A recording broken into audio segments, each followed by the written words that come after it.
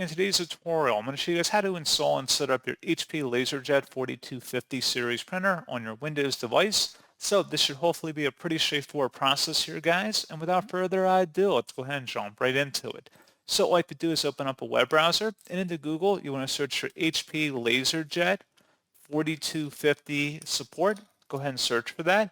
Best results should come back of an HP support page that says HP LaserJet 4250 printer series. Open up that link.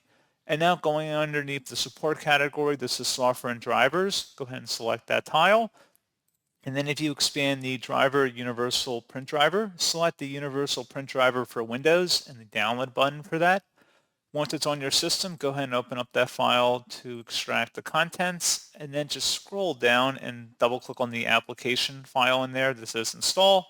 Should be a verified publisher, HP Inc. Select yes.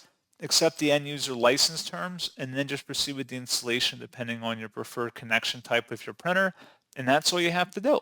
So pretty straightforward process, guys, and as always, thank you for watching. I do hope that I was able to help you out, and I do look forward to catching you all in the next tutorial.